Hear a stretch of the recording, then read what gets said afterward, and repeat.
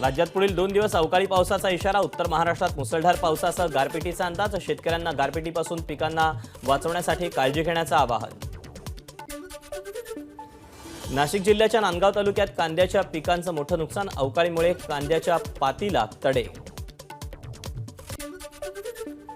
अवकाळी पावसामुळे परभणीच्या पूर्णा तालुक्यातील ताडकळस परिसरात शेतीचं नुकसान. वादळी पावसामुळे राजगिरा आणि तुरीची पिकं आडवी. अवकाळीमुळे नांदेडमध्ये वेचणीला आलेला कापूस भिजला. हातातोंडाशी आलेला कापूस भिजल्यानं शेतकरी हवालदिल. नाशिकच्या निफाडमधील सोनेवाडी बुद्रुकमध्ये गारांचा मारा. गारपेटीमुळे द्राक्षबागा उद्ध्वस्त. दादा भुसेंकडून निफाड तालुक्यातील गारपीटग्रस्त भागाची पाहणी. तातडीनं पंचनामा करण्याचे मंत्री दादा भुसेंचे आदेश. पुण्याच्या आंबेगाव तालुक्याला गारपेटीनं झोडपलं. कांदा आणि बटाट्या पिकाला मोठं नुकसान.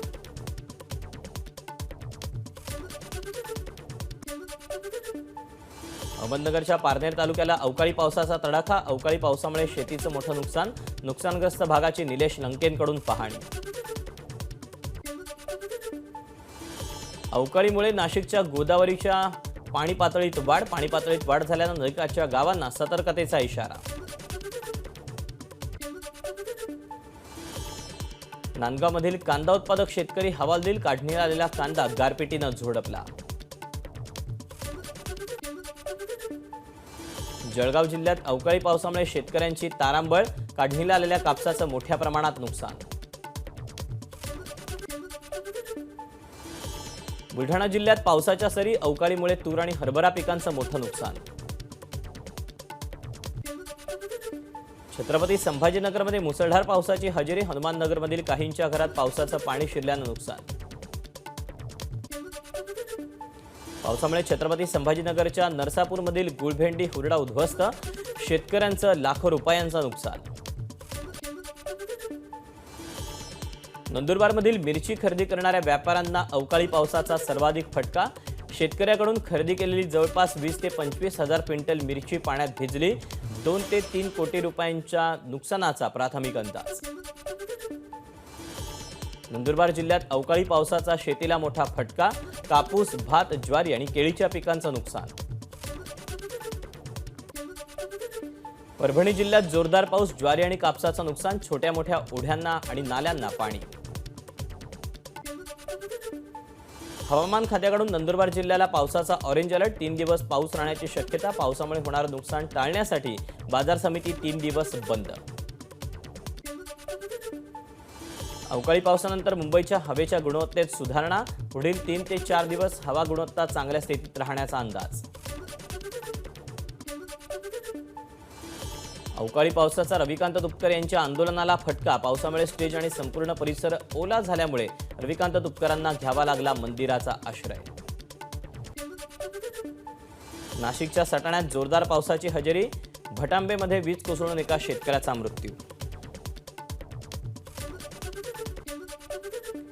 मुंबईत दुकानांवर मराठी पाट्या लावण्यासाठी उरला 1 दिवस. उद्यापासून पालिका कारवाईला सुरुवात करणार. मनसेच्या भूमिकेकडेही लक्ष.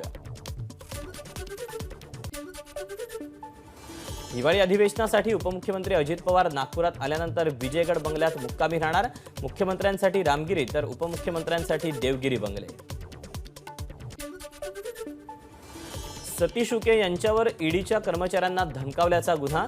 तर उके यांच्या मातोश्रींकडून ईडी कर्मचाऱ्यांविरोधात विनयभंगाची तक्रार. उके बंधू सध्या ईडीनं दाखल केलेल्या गुन्ह्यात तळोजा कारागृहात कैद आहेत. तेलंगणा विधानसभा निवडणुकीत महाराष्ट्राच्या चंद्रपूर जिल्ह्यातील 14 गावातील मतदार करणार. मतदान. या गावातील नागरिकांकडे दोन्ही राज्यातील मतदार ओळखपत्र. अदानींचा हायड्रो इलेक्ट्रिक प्रकल्प सिंधुदुर्गात येणार. तब्बल 8,374 कोटी रुपयांची गुंतवणूक. वीज प्रकल्पातून 2100 मेगावॅट वीज निर्मिती. त्रिपुरारी पौर्णिमेनिमित्त नाशिकच्या येवल्यातल्या महादेव मंदिरात हजारो दिव्यांची आरास. भाविकांचीही मोठी गर्दी. कोल्हापुरातील पंचगंगा घाट लाखो दिव्यांनी उजळला. राजाराम बंधारा परिसरातही दीपोत्सवाचं आयोजन. जेजुरी गडावर दीपोत्सव साजरा. दीपोत्सव पाहण्यासाठी भाविकांची गर्दी. दीपोत्सवामुळे जेजुरी गड उजळून निघाला. त्रिपुरारी पौर्णिमेनिमित्त श्री क्षेत्र भीमाशंकर मंदिरात विविध रंगाच्या फुलांची सजावट.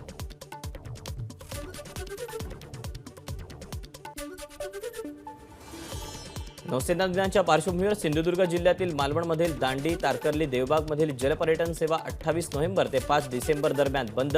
राष्ट्रपती, पंतप्रधान नौसेना दिनाला उपस्थित राहणार असल्यानं सुरक्षेच्या कारणास्तव निर्णय.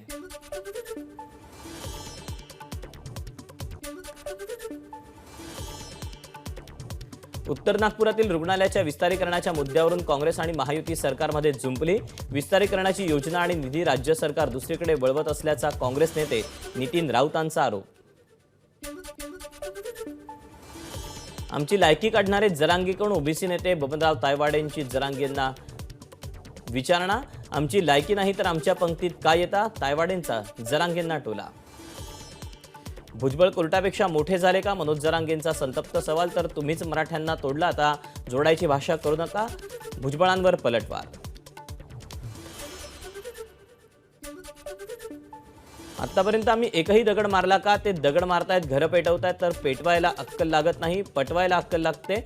छगन भुजबळांचा हल्ला बोल. तर भुजबळांकडून जरांगेंचा नवीन नेते असा उल्लेख. बीडचं हॉटेल जाळणारा भुजबळ यांचाच पाहुणा असले उद्योग करून त्यांचे केस पांढरे झाले. जरांगेंचा भुजबळांवर हल्लाबोल. बीडमध्ये जाळपोळ झाली. संदीप क्षीरसागरांचं घर जाळण्यात आलं. त्यांना घेऊन रोहित पवार जरांगेंना भेटायला गेले. रोहित पवारांनी बीडमधल्या जाळपोळीचा निषेध केला नाही. छगन भुजबळांचा आरोप. कालच्या सभेत भाजपच्या खोटं बोलणाऱ्या नेत्यांप्रमाणेच भुजबळही खोटं बोलले. आमदार रोहित पवारांचा टोला. तर संदीप क्षीरसागरांचं घर कुणी जाळलं याचं उत्तर सरकारच द्यावं, रोहित पवारांची मागणी.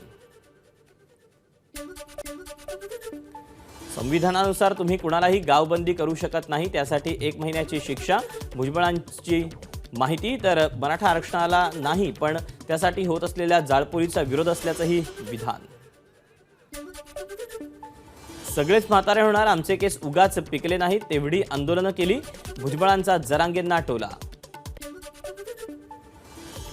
20 वर्ष सत्तेत असून ओबीसींचं नुकसान केलं, अजून किती नुकसान करणार? छगन भुजबळांनी निवृत्ती घेऊन आराम करावा. ओबीसी नेते हरिभाऊ राठोडांचा सल्ला. हिंगोलीच्या सभेत छगन भुजबळांची IAS IPS मधील मराठ्यांची टक्केवारी त्यांनी वाचून दाखवली. IPS मध्ये 28 तर IAS मध्ये 18% मराठी असल्याची भुजबळांची माहिती. मराठा समाजातील गरिबांना आमचा विरोध नाही, पण ज्या सुविधा मराठा समाजाला दिल्या जातात त्या ओबीसींनाही दिल्या पाहिजेत. छगन भुजबळांची मागणी. मंडल आयोगानुसार ओबीसी 54%. वारंवार जनगणना करण्याची मागणी होते. एकदाची जनगणना करा. बिहार जनगणना करू शकतो तर महाराष्ट्र का नाही? भुजबळांचा सवाल. बिहारप्रमाणे मराठ्यांना आरक्षण देण्यासाठी कायदा करणं अशक्य. ओबीसी नेते हरिभाऊ राठोड यांचं मत. तर ओबीसींचं सब कॅटेगरायझेशन करून मराठ्यांना आरक्षण देता येईल. राठोडांची माहिती. बारामती औद्योगिक वसाहतीमधील एका गोडाऊनला आग. शॉर्ट सर्किटमुळे आग लागल्याचा प्राथमिक अंदाज. नाशिकच्या मनमाडमधील वेफर्सच्या गोदामाला आग. शॉर्ट सर्किटमुळे आग लागल्याची शक्यता. आगीत लाखो रुपयांचा माल जळून खाक. पुण्यातील सणसवाडी भागातील बंद कंपनीला आग. आगीचं कारण अस्पष्ट. अग्निशमन दलाकडून आगीवर नियंत्रण.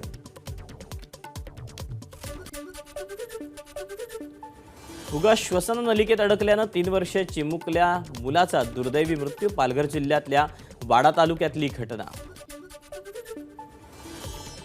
धुळे जिल्ह्यातील साक्रीमध्ये एका घरात अज्ञाताकडून चोरी आणि तरुणीचं अपहरण. पोलिसांकडून काही तासातच 6 संशयित ताब्यात. एबीपी माझा, उघडा डोळे बघा नीट.